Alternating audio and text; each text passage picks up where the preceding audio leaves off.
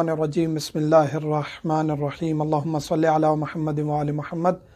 मोमिनीन कराम, आज अहम तरीन टॉपिक, बहुत ही अहम तरीन इबादत और अहम तरीन मसाइल, क्योंकि ये वो इबादत है कि जिसमें एक एक चीज़ दकीक है और इसमें अगर थोड़ी सी गलती हो जाए तो इंसान की इबादत भी ज़ाय होने का डर होता है और उस पर कफ़ारे भी पड़ जाते हैं। हम उम्रे की बात कर रहे हैं, उम्रा किस तरह किया जाता है। एक लेक्चर में हम बता चुके हैं कि हज और उम्रे की कितनी किस्में हैं, हज कौन कौन से हैं, उम्रे कौन कौन से हैं। हज 3 किस्म के हैं। एक वो हज जो मक्का से और उसके गिरदोनवा से दूर रहते हैं, चाहे वो सऊदी अरब में ही क्यों ना हो, और बाहर के लोग वो हज करने आएंगे तो वो हज तमत्तो या हज्जतुल इस्लाम कहलाता है, जो हम लोग जाके करते हैं। जो मक्का की हदूद में है या मक्का के अतराफ़ में है वो हज इफ़राद या हज किरान करते हैं, और इफ़राद आसान है किरान की निस्बत, और अमूमी तौर पे मक्का के लोग हज इफ़राद को अंजाम देते हैं। ये हम बता चुके हैं और इसमें कुछ तफसील है। इंशाअल्लाह हज के अहकाम तफसीली तौर पर हज मौसम हज से पहले हम तफसीलन ज़िक्र करेंगे।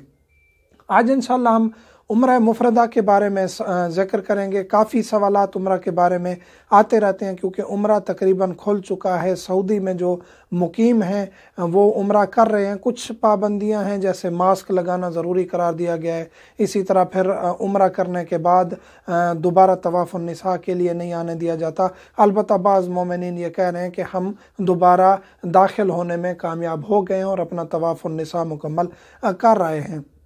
उम्रा मुफरदा क्या है? उम्रा मुफरदा वो उम्रा जो हम अमूमी तौर पे जाके करते हैं, हमारे ऊपर वाजिब नहीं है। हमारे ऊपर वाजिब नहीं है, वाजिब उन पर है जिन पर हज तमत्तो वाजिब नहीं है, यानी मक्के के इर्द गिर्द के लोग जिन पर इस्तिताअत होती है उनके लिए उम्रा मुफरदा वाजिब होता है। बाकी जो बाहर के लोग हैं उन पर उम्रा वाजिब नहीं होता, मुस्तहब है। और रजब में उम्रा रजबिया की बहुत ज़्यादा ताकीद है कि रजब में उम्रा किया जाए। एक ही वीडियो में तमाम अहकाम कोशिश करेंगे, उम्रा के ज़िक्र करेंगे। वीडियो तुलानी हो जाएगी, लेकिन उम्रे के तमाम अहकाम भी एक वीडियो में जम करना आसान नहीं है। कोशिश पूरी करेंगे कि इंशाअल्लाह मुख्तसर भी हो और हर चीज़ को हम कवर भी कर जाएं। 7 चीज़ें ज़रूरी हैं उम्रा में। उम्रा मुफरदा में जो अमूमी तौर पे हम उम्रा करने जाते हैं उसे उम्रा मुफरदा कहा जाता है। इसमें 7 चीज़ें हैं। कौन कौन सी? एहराम बांधना, एहराम बांधना ज़रूरी है। तवाफ़ करना ज़रूरी है। तवाफ़ की नमाज पढ़ना ज़रूरी है। साई करना ज़रूरी है। तकसीर करना ज़रूरी है। इसके बाद तवाफ़ुन निसा करना ज़रूरी है, और तवाफ़ुन निसा की नमाज पढ़ना ज़रूरी है। ये 7 चीज़ें हैं, इनको हम इंशाअल्लाह तफसीली तौर पर डिस्कस करते हैं।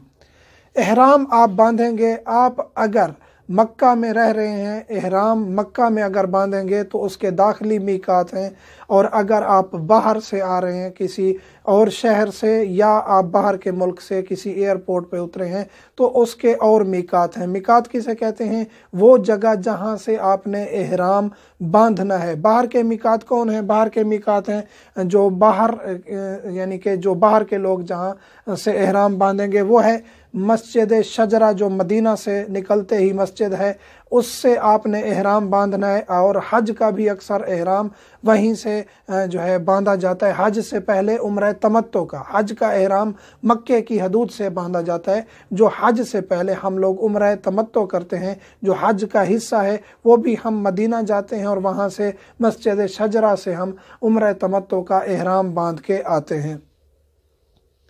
ये मस्जिद शजरा से आप अगर बाहर से मदीना से या मदीना एयरपोर्ट पे उतरे हैं, ज़ियारत की है, फिर आप आ रहे हैं मक्का उम्रा करने, तो आप मस्जिद शजरा से एहराम बांध के आएंगे, क्योंकि आप बाहर से आ रहे हैं। उसके बाद जोहफ़ा है दूसरा, जो मीकात, आप जद्दा से आते हैं या मसलन के एयरपोर्ट जद्दा पर उतरे हैं, वहाँ से आप जोहफ़ा आएंगे और वहाँ से आपने एहराम बांधना है उम्रा का। फिर आप आएंगे मक्का और उम्रा मुकम्मल करेंगे। इसी तरह और भी हैं मसलन के ताइफ के लोगों के लिए कर्नुल मनाजिल है, इसी तरह वादी उल अकीक है, यलमलम है। 5 मीकात हैं जो बाहर के लोगों के लिए हैं, जो अक्सर इस्तेमाल होते हैं। वो मस्जिद शजरा और जोफ़ा है, और ताइफ से आने वाले भी इसको इस्तेमाल करते हैं, कर्नुल मनाजिल को। ये हैं बाहर वाले मीकात जहाँ से एहराम बांधा जाता है। अब आप मक्के आ गए हैं, आपने उम्रा कर लिया है, अब आप मक्के में ही रह रहे हैं और दूसरा उम्रा करना चाहते हैं, तो उसके लिए फिर आपको दोबारा वहाँ दूर जाना ज़रूरी नहीं है। फिर आपके करीबी मीकात हैं जहाँ से आप उम्रा करने के लिए एहराम बांधेंगे। वो कौन से हैं?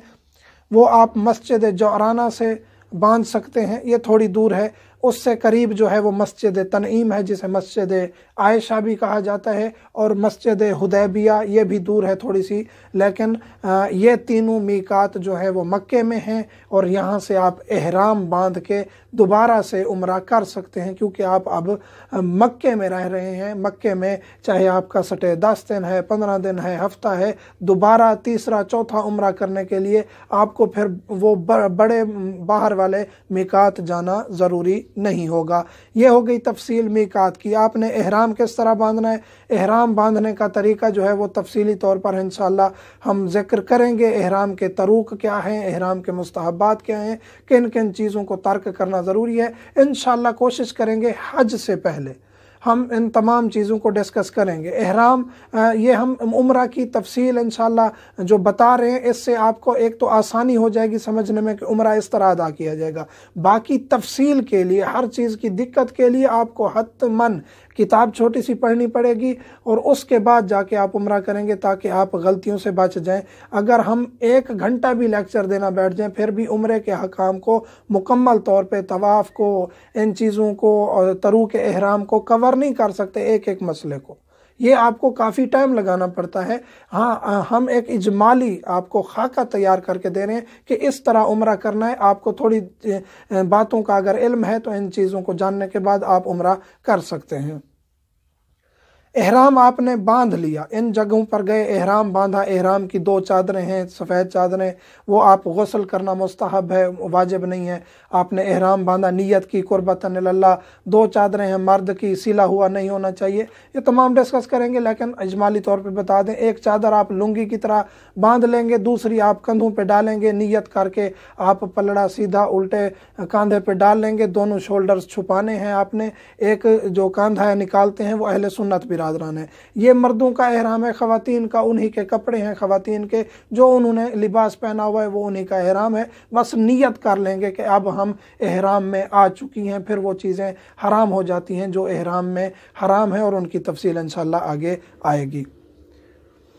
7 चक्कर लगाने हैं। अब एहराम बांध लिया आपने, आ गए हैं अब मस्जिद हराम में। अब आपने तवाफ़ करना है। 7 चक्कर हैं तवाफ़ के, और रुकन जो है हजर अस्वद का रुकन, उससे थोड़ा सा 1 कदम पहले हजर अस्वद के रुकन से, काबा के हजर अस्वद के रुकन से पहले 1 कदम आपने नियत कर लेनी है। वो उसके सामने बिल्कुल बिल्डिंग पे, मस्जिद की बिल्डिंग पे ग्रीन लाइट भी लगी हुई है, उसकी बिल्कुल मुस्तकीम सिमत में। 1 कदम पहले नियत कर लेंगे, और वहीं से आपने काबा के इर्द गिर्द तवाफ़ करना शुरू कर देना है। जो ही हजर अस्वद तक पहुँचेंगे, 1 चक्कर, फिर दूसरा चक्कर, फिर तीसरा, फिर चौथा, 7 चक्कर मुकम्मल करेंगे। जो ही हजर अस्वद को 7वें चक्कर के बाद अबूर करेंगे, आपका तवाफ़ मुकम्मल हो जाएगा। फिर उसके बाद आपने नमाज तवाफ़ पढ़नी है। नमाज तवाफ़ आप हजर अस्वद से जो ही आगे बढ़ेंगे, मकाम इब्राहीम है, मकाम इब्राहीम के पीछे जहाँ भी आपको जगह मिल जाए, करीब हो बेहतर है, नहीं तो जहाँ भी आपको जगह मिले, मकाम इब्राहीम के पीछे जितना भी आप वहाँ 2 रकात नमाज तवाफ़ पढ़ें। और उसका तरीका वही सुबह की नमाज का है। आपने 2 रकात नमाज तवाफ़ की नियत करनी है कुर्बतन इल्लाह, और इसको अंजाम देना है। ये आपका तीसरा रुकन अंजाम आप दे लेंगे। 3 हिस्से जो हैं आप अदा कर चुके हैं उम्रा मुफरदा के, यानी उम्रा के। एहराम बांधा, तवाफ़ किया, उसके बाद नमाज पढ़ ली। अब आप वहीं से मकाम इब्राहीम के पीछे नमाज पढ़ी, वहीं से आप पीछे चले जाएंगे और मकाम आ जाएगा साई का, यानी सफ़ा और मरवा की पहाड़ियाँ आ जाएंगी, वो उसी के पीछे हैं। آپ صفا پر جائیں گے پہاڑی پر، وہاں ٹھہر کے آپ نیت کریں گے سعی کرتا ہوں قربتاً اللہ، وہاں سے آپ سیدھا مروہ کی طرف جائیں گے، پھر وہاں سے مڑ کے واپس آئیں گے، صفا سے مروہ جائیں گے، ایک چکر مروہ سے صفا آئیں گے دوسرا، اسی طرح تیسرا، چوتھا، پانچواں، چھٹا، ساتواں، یہ 7 چکر جو ہی آپ مکمل کریں گے آپ کی سعی مکمل ہو جائے گی۔ اور اس دوران بھاگنا ضروری نہیں ہے، درمیان میں ایک مقام آئے گا جہاں اوپر چھت پہ گرین لائٹس لگی ہوئی ہوتی ہیں، وہاں ہر ولا کرنا ہے، تھوڑا سا تیز قدم آپ نے اٹھانے ہیں، تھوڑا تھوڑا آپ آرام سے چل سکتے ہیں، آپ کی سعی مکمل ہو جائے گی، لیکن مستحب ہے آپ تھوڑے سے تیز قدم اٹھائیں۔ صفا و مروہ کے درمیان 7 چکر یہ جو ہے آپ نے لگانے ہیں، ہر ولا واجب نہیں ہے، مستحب ہے، اور اس دوران آپ دعائیں بھی پڑھ سکتے ہیں، کوئی مسئلہ نہیں ہے۔ اس کے بعد آپ نے تقصیر کرنی ہے یا حلق کرنا ہے، مکمل آپ ٹینڈ کریں آپ کی مرضی عمرہ مفردہ میں، یا پھر آپ تقصیر کریں، تھوڑے سے بال کہیں سے پکڑ کے آپ جو ہے اس کو تھوڑا سا کاٹ لیں گے، کاٹنا ضروری ہے، کھینچنا درست نہیں ہے، کافی نہیں ہے، تھوڑے سے آپ نے بال کاٹ لیے، یہ آپ کی تقصیر ہو گئی۔ اس کے بعد آپ احرام سے آزاد ہو جاتے ہیں، جو پابندیاں آپ پر احرام کی تھیں اس سے آپ آزاد ہو گئے ہیں، اب آپ آسانی سے خوشبو سونگھ سکتے ہیں، باقی مثلا کہ آپ اعمال جو ہیں وہ انجام دے سکتے ہیں، جو احرام کی حالت میں آپ پر مانے تھے ان کو آپ انجام دے سکتے ہیں، آپ احرام سے نکل چکے ہیں۔ لیکن 2 چیزیں ابھی باقی رہتی ہیں، وہ یہ ہے کہ طواف النساء اور اس کی نماز۔ طواف النساء آپ نے انجام دینا ہے، وہی 7 چکر ہیں، طریقہ ہے جس طرح آپ نے پہلا طواف کیا، حجر اسود کے کونے سے آپ نے کہیں سے بھی آپ نے شروع کرنا ہے طواف، اور اس کے 7 چکر مکمل کرنے کے بعد آپ کا طواف النساء مکمل ہو جائے گا۔ پھر آپ نے جو ہے نماز پڑھنی ہے طواف النساء کی 2 رکعت نماز، وہ بھی اسی طریقے سے، اور نیت یہ کرنی ہے طواف النساء کی، چاہے مرد ہو یا عورت۔ طواف النساء کی اہمیت ہم ڈسکس کر چکے ہیں، نہیں کریں گے جان بوجھ کے تو آپ اپنی بیوی کے یا بیوی اپنے شوہر کے قریب نہیں جا سکتی، جائز نہیں ہے، حق کے زوجیت اس کا حرام ہو جاتا ہے طواف النساء اگر نہیں کیا تو۔ یہ اس کی طواف النساء کی ویڈیو کا لنک بھی انشاءاللہ اس ویڈیو کے نیچے ڈال دیں گے تاکہ آپ اس کو بھی تسلی سے دیکھ سکیں۔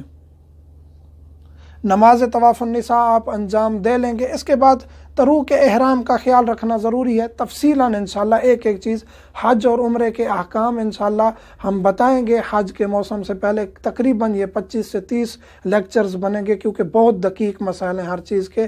انشاءاللہ جو مومنین عمرہ کرنے جاتے ہیں یا حج کے خواہش مند ہیں وہ انشاءاللہ ایک ویڈیو کو دقت سے دیکھیں گے تو انشاءاللہ ان کو وہاں کسی قسم کی مشکل پیش نہیں آئے گی۔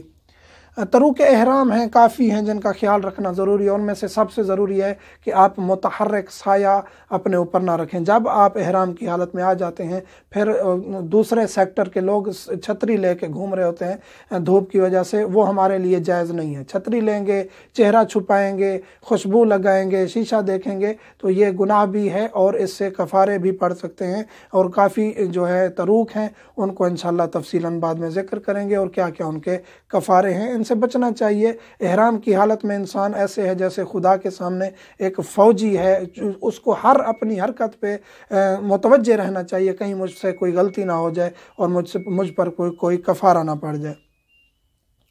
مقام ابراہیمی کے پیچھے نماز ادا کرنی ہے اور ممکن جتنا قریب ہو اتنا نماز قریب ادا کریں مقام ابراہیمی کے پیچھے، اور جان بوجھ کر تاخیر نہیں کرنی نماز میں۔ طواف کیا ہے فوراً آپ نے جا کے نماز پڑھنی ہے، اور طواف میں ضروری ہے کہ آپ کی طہارت ہو، بغیر وضو کے آپ طواف نہیں کر سکتے، اور اگر آپ نے طواف کیا اور آپ نماز پڑھنے گئے اور اچانک سے آپ کا وضو ٹوٹ گیا تو وہ وضو کرنے کے لیے جا سکتے ہیں، اتنی آپ نماز طواف میں تاخیر کر سکتے ہیں، لیکن جان بوجھ کے آپ چلے جائیں آسانی سے، کہیں بیٹھیں کھائیں پئیں گھوم پھر کے پھر آئیں کہ جی میں نماز طواف پڑھتا ہوں، تو یہ درست نہیں ہے، پھر آپ کو دوبارہ طواف کرنا پڑے گا۔